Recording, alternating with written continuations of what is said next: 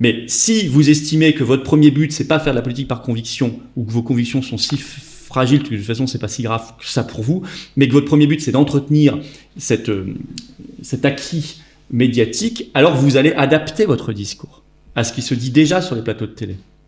Et les plateaux de télé, eux, vont se dire... on a un gouvernement qui nous demande d'être responsable pendant l'épidémie, là pendant la guerre, sur la Russie. Il faut absolument faire croire que les sanctions, là c'est le grand, en ce moment c'est ça. Il faut absolument faire passer l'idée que les sanctions sont efficaces. Parce que l'opinion est en train de comprendre que c'est inefficace. Alors que hier, vous avez tweeté quelque chose, un sondage qui a 74% des Français qui se posent des questions. Mais depuis que j'ai vu ce sondage, j'ai vu tous les plateaux, j'ai vu Véran, le porte-parole du gouvernement, nous dire si elles sont efficaces, les sanctions sont efficaces, et il est négationniste de dire qu'elles ne sont pas efficaces. Vous voyez, on prend des mots délirants, lourds de sens, pour dire maintenant tout et n'importe quoi, donc c'est très grave en plus.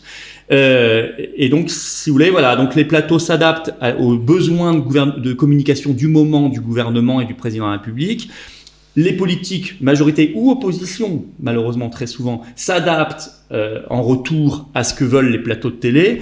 Et ce petit monde se fait à courte échelle, c'est circulaire comme vous dites, et ça fusionne. Et c'est presque un monde maintenant unique. C'est médiatico-politique. C'est plus le monde politique et le monde médiatique. C'est un seul et même monde quasiment.